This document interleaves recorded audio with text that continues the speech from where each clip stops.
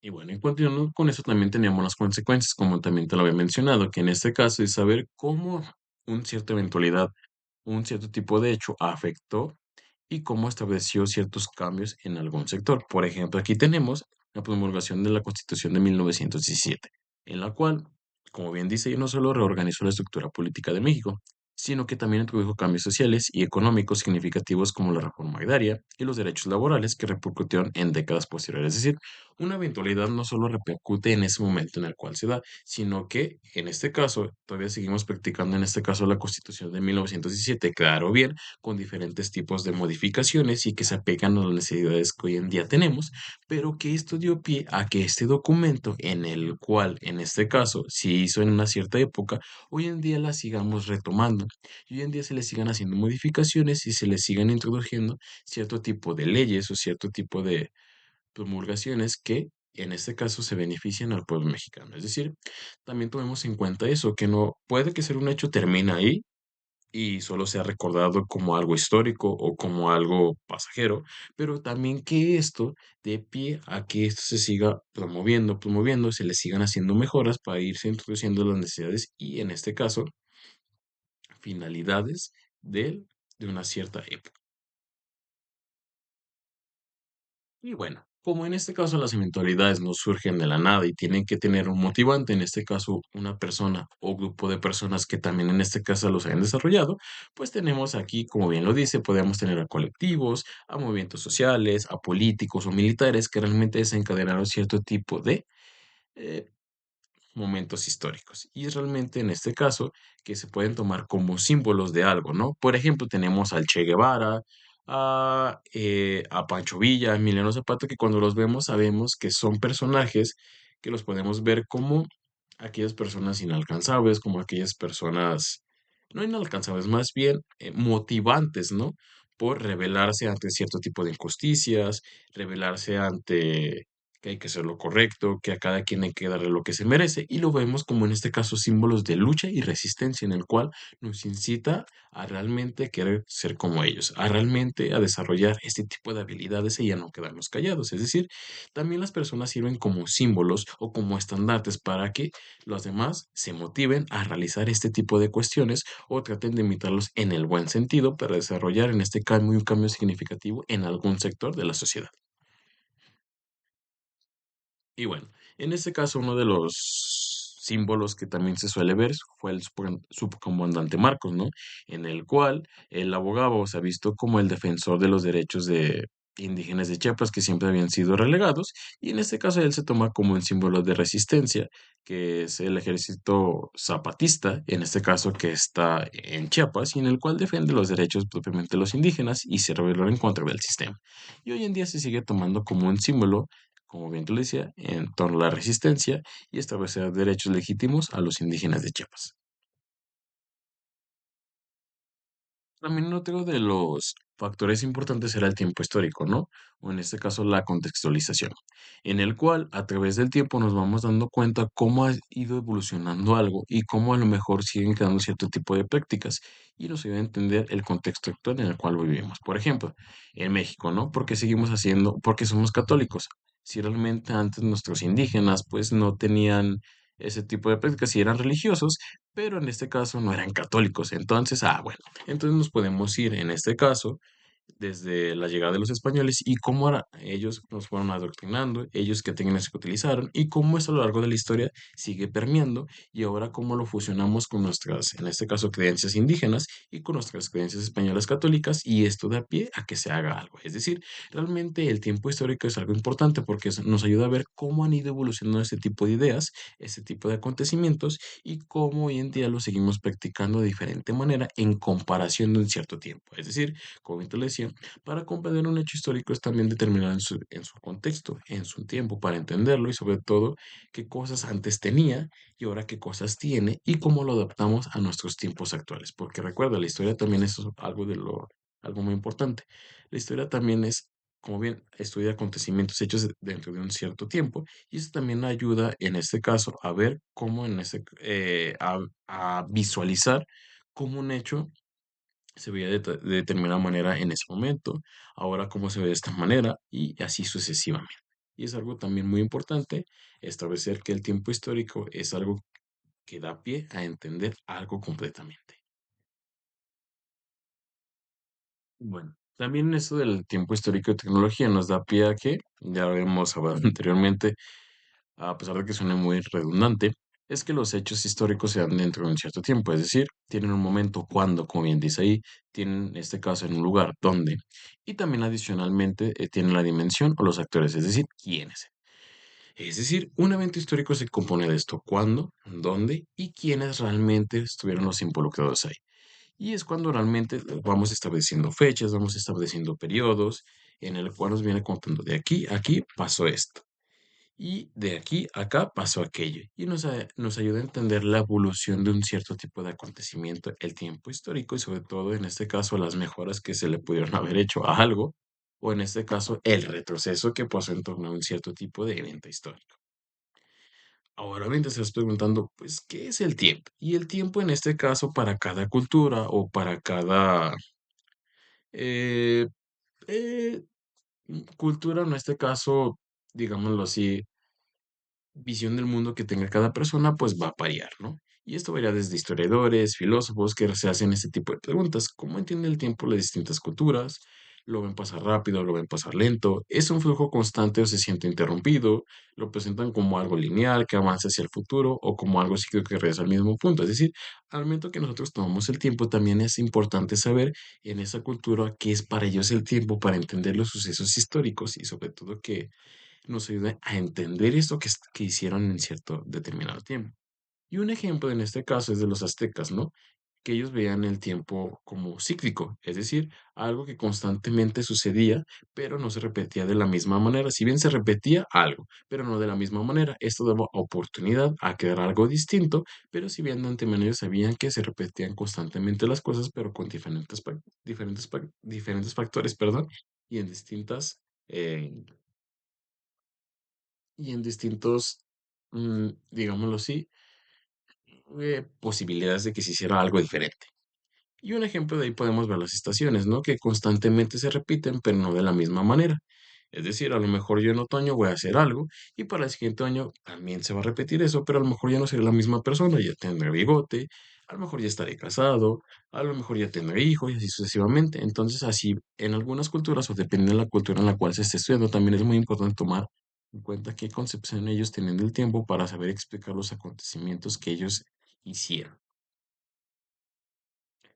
Y bueno, si lo pensamos así, en este caso podemos ver lo siguiente, y me permito leerte esto. Dice, durante la revolución industrial, en los siglos, en este caso, ah, 18 y 19, las sociedades que aprovecharon los avances tecnológicos y científicos empezaron a ver el tiempo de manera lineal, como un flujo constante que llevaba hacia el progreso y la mejora continua de la vida humana. Esa idea fue parte del positivismo, una corriente filosófica postulada por el francés Auguste Comte, quien organizó la historia en tres etapas progresivas. Sin embargo, en la segunda mitad del siglo XX, las guerras pusieron en duda esta visión al mostrar que el desarrollo industrial y tecnológico no siempre resulta en progreso o felicidad para la humanidad. Es decir, una vez que tenemos la concentración del tiempo para cada cierto tipo de cultura o cada cierto tipo de región, podemos ver cómo esto da pie a que se avance o en este caso se retroceda. Y quiere decir en este aspecto que para los aztecas era continuo, ¿no? O en este caso, una constante repetición de cierto tipo de factores, pero que esto daba pie a que no se a que si bien se repetían cierto tipo de momentos, pero se puede actuar de distinta manera. Ahora bien, en este caso, con la revolución industrial, los europeos pensaban que los avances que ellos fueran formando a partir de la ciencia fueran lineales, es decir, que cada vez se fueran haciendo productos mucho mejores. Es decir, por eso le llaman lineal, porque constantemente asciende a mucho mejores cosas. Pero una vez que se dieron cuenta que estos cambios tecnológicos, como fue la bomba atómica, la creación de armas nucleares, dio pie a que se hiciera mucho sufrimiento, realmente no se vio así el tiempo, sino se vio así, que realmente no es lineal y que en algunas cosas tanto puede ser progresivo, es decir, traer grandes avances, pero por otro lado también puede decaer y sobre todo hacer sufrir a las personas y sobre todo traer eh, cambios desastrosos en cuestión de quitar vidas. Es por eso que también es importante ver cómo las culturas o cómo las regiones entienden el tiempo y saber cómo esto afecta a sus concepciones o a los cambios de vida, actividades que ellos van a desempeñar, ¿no? Porque como bien dice en la revolución industrial, vean el tiempo como algo lineal, es decir, como que constantemente tenía que estudiar, constantemente tenía que hacer cosas nuevas porque este conocimiento iba a dar frutos. Sin embargo, eso no se vio. En comparación de los aztecas, que realmente ven el tiempo como algo, como una oportunidad, ¿no? Si lo vemos así, porque si bien dices, sé que se va a repetir esto en determinado momento con diferentes circunstancias y tengo la oportunidad de hacer algo distinto.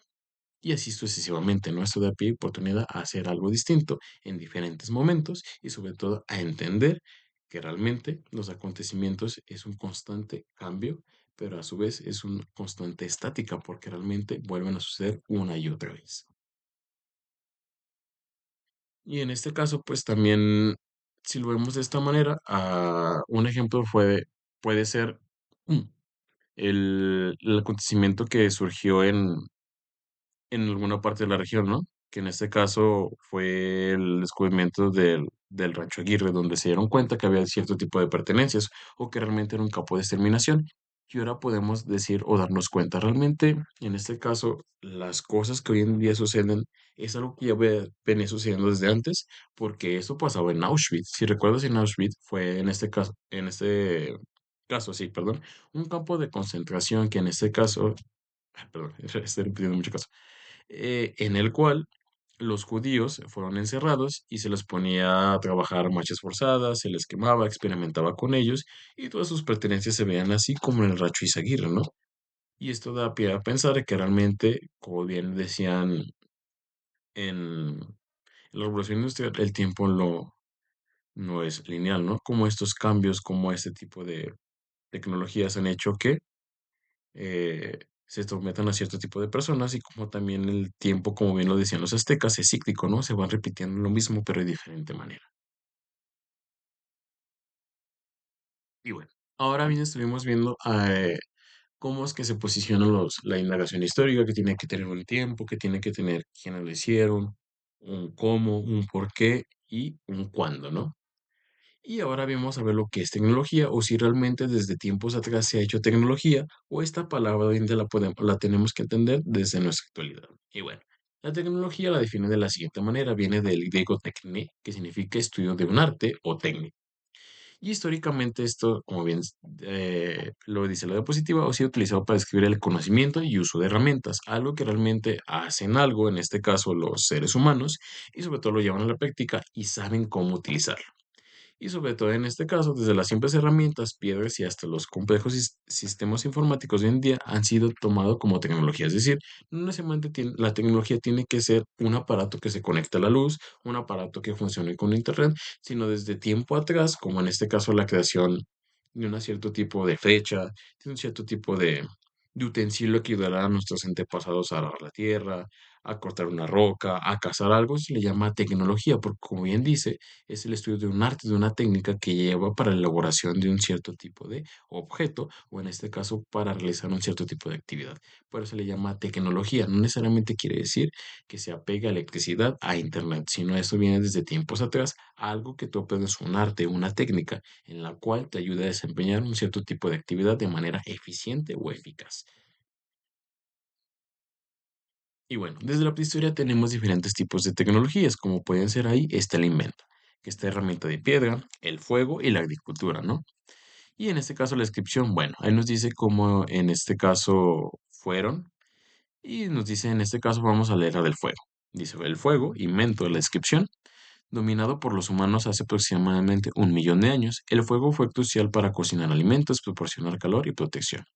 Y bueno, ¿cuál fue el impacto de que realmente se aprendiera esta técnica o esta tecnología la podían utilizar en la prehistoria? Bueno, el fuego permitió que las personas se reunieran alrededor de él, lo que mejoró la comunicación y fortaleció la unidad del grupo. También hizo la comida más fácil de digerir. Es decir, esta tecnología no solo tuvo impacto desde lo culinario, podemos decirlo, porque podían comerse los alimentos ya no crudos, a lo mejor les da un cierto tipo de sabor, sino que también esto hizo función en lo social, ¿no? Que se podían reunir, había mucho más empatía en torno a estos grupos de la prehistoria. Y creo que también uno de los factores, en este caso importantes,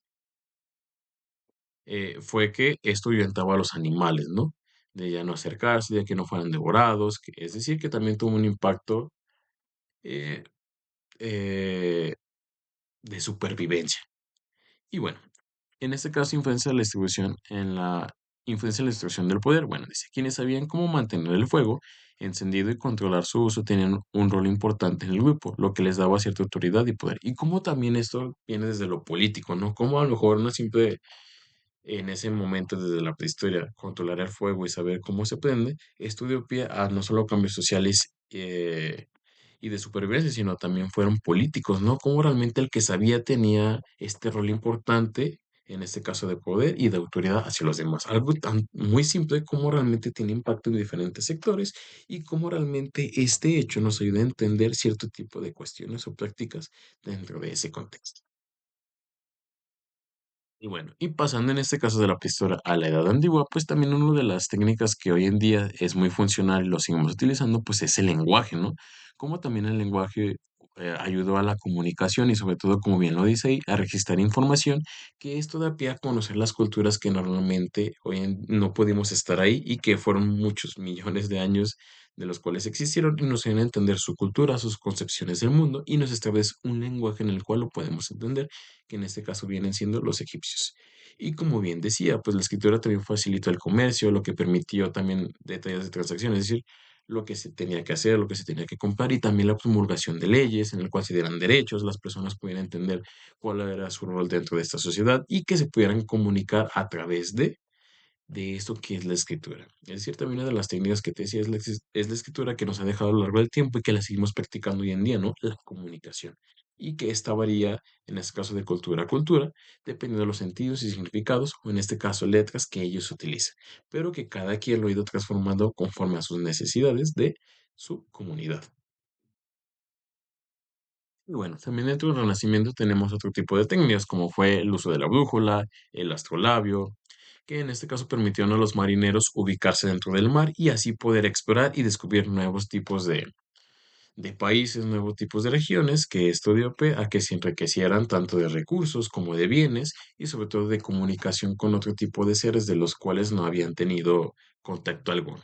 Porque si bien no recuerdas, pues Europa vivía, prácticamente pensaban que eran los únicos, pero ya sea cierto tipo de consecuencias, ya sea cierto tipo de avances o técnicas, esto dio pie a que se pudieran, en este caso, dar pie a nuevos viajes. Y uno también puede hacer las consecuencias, es como se empezaron a dar cuenta que la tierra era redonda, ¿no? Que no era plana, como comúnmente se conocía, porque se pensaba que al llegar al límite del mar se iba a caer, o que realmente había bestias que los podían consumir, como monstruos así más grandes. Y cuando este avance tecnológico o este avance científico de la ciencia esto dio pie a que realmente tuviera un impacto, ¿no? En lo social, en lo político, en el cual se dieron cuenta que, bueno, la Tierra era así, no había monstruos y también se inventaron un nuevo tipo de aparatos que hizo que realmente las personas tuvieran un cambio de concepción y fueran a aventurarse al mundo.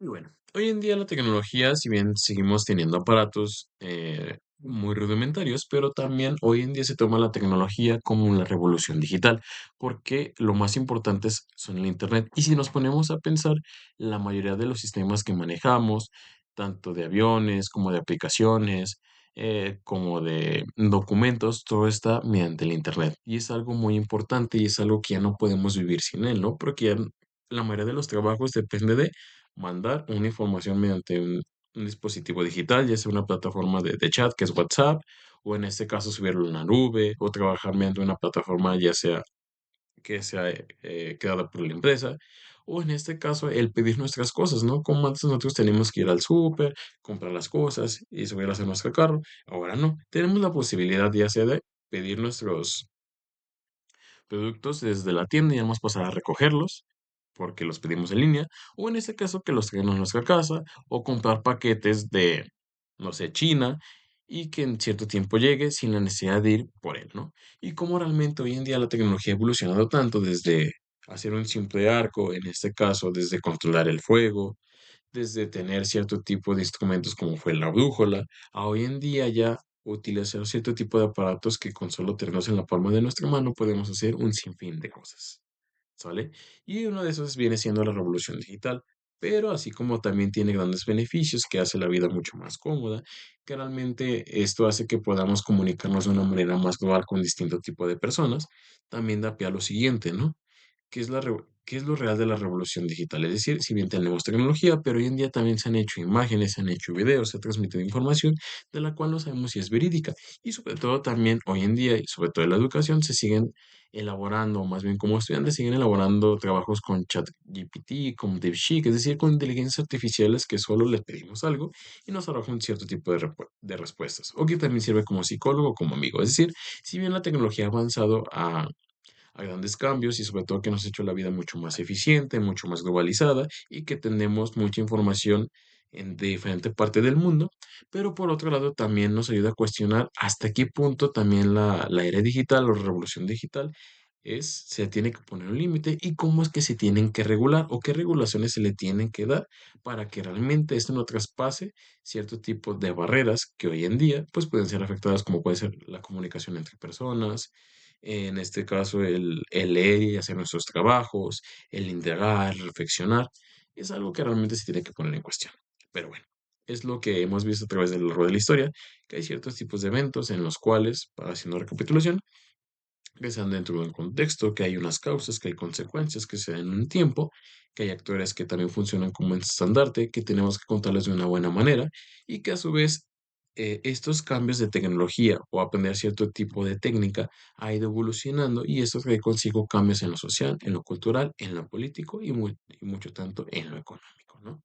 Porque si también nos ponemos a pensar en los factores de la revolución digital, pues bueno, hoy en día está la moneda que es la Bitcoin, ¿no? Y que esto dio pie a que se inventara algo que realmente no, no teníamos pensado, ¿no? Que las monedas como tal físicas, nosotros pagamos y la tenemos. Ahora hay monedas virtuales, ¿no?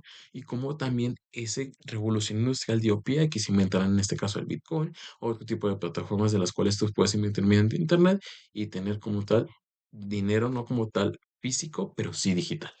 Y es otro de los cambios que también, como te digo, a partir de algo que se da, de un momento histórico, esto da pie a cierto tipo de cambios en algún aspecto de nuestra vida. Y bueno, eso ha sido todo por mi parte. Espero que te haya gustado la clase y sobre todo te haya dejado muchas preguntas en torno a estos acontecimientos y cómo tenemos que estudiar los acontecimientos históricos. Y bueno, sin más, me despido. Hasta luego.